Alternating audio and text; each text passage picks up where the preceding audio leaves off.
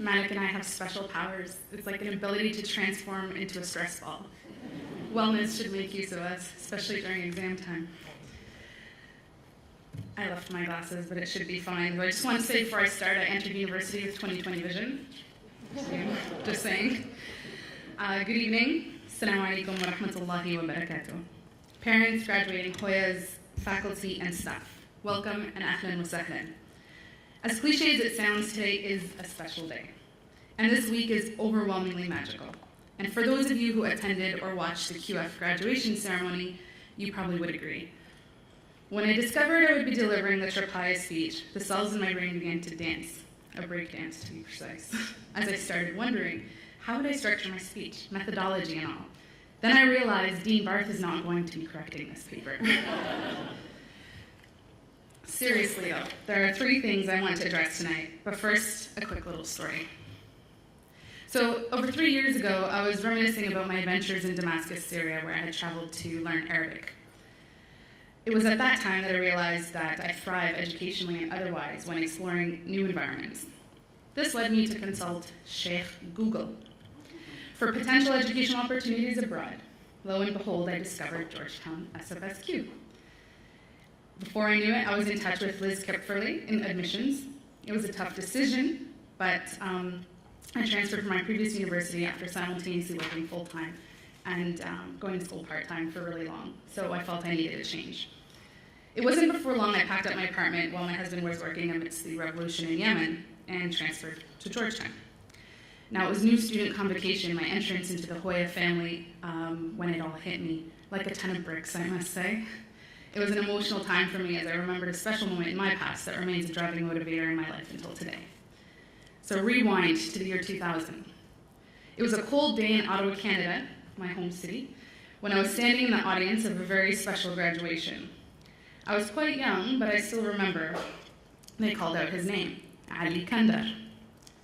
As my father walked across the stage and received his diploma, I was filled with so much happiness. Dad had come to Canada when he was a teenager, met my mom, who also pursued her education in her adult years, and started a family while very young. What was so special about this moment was that at the age of 50, my dad realized the importance of education and found the strength and courage to return to school and earn his high school diploma.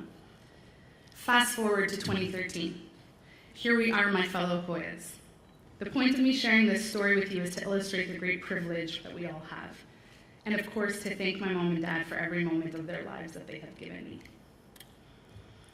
Privilege, humility, and responsibility are 3 concepts I would like to leave you with tonight. Please take a moment and look around you. Look around.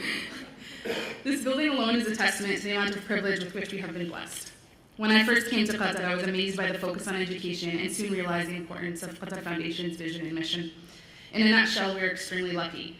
We are lucky to have been accepted to such a wonderful institution with such amazing people. We are lucky to have successfully followed through with our undergraduate career. And most of all, we are lucky to be among a very small percentage of people who have the knowledge and the skills to do great things in this world. With such privilege, however, it is easy to lose sight of the realities beyond us. Sometimes it feels like we live in a bubble of sorts.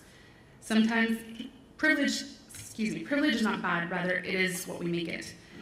And in my opinion, one of the best ways to live with privilege is with humility.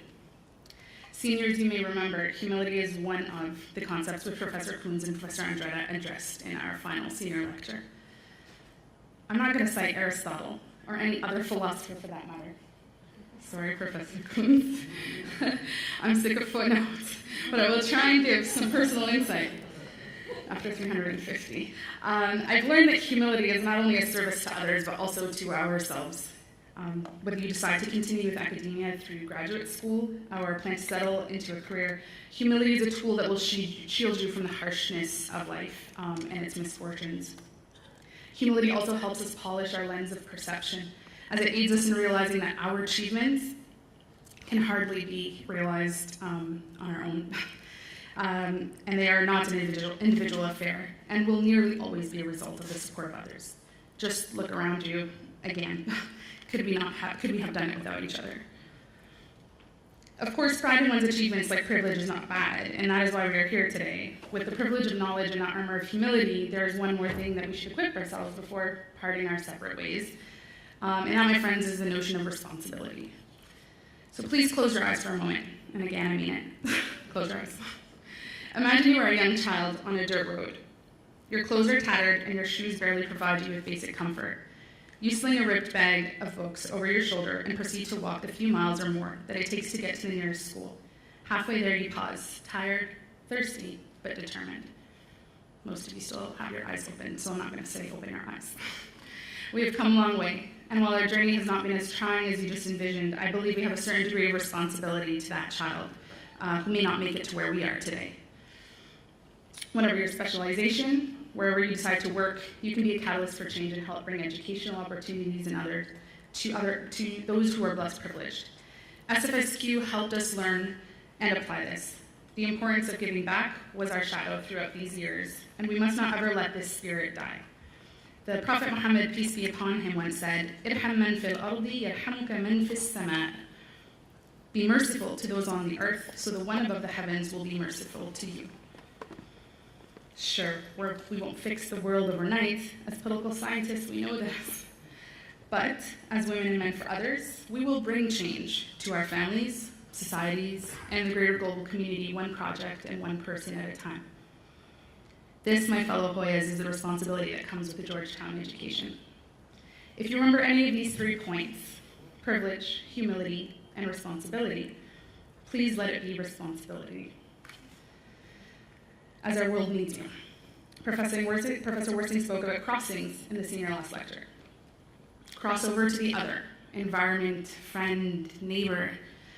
Cross over to the other and cross over and understand them. Understand the other side, understand the other perspective. Cross over with respect. Cross over and lend a helping hand. Georgetown has given us much, and with these awards and our degrees, they are essentially passing on many torches. We live in a beautiful world with amazing people and wonderful opportunities, but a world that is also a bit scary, often harsh, and sometimes even deadly. No need to cite a scroll of examples, but we can look to the nearest situation wherein hundreds and thousands have been killed and from which millions of refugees have fled, a place that was once considered by many as paradise on earth. Syria is just one painful example. There are many, many more man-made conflicts and natural disasters. This is not the dismal note that I want to end on, however.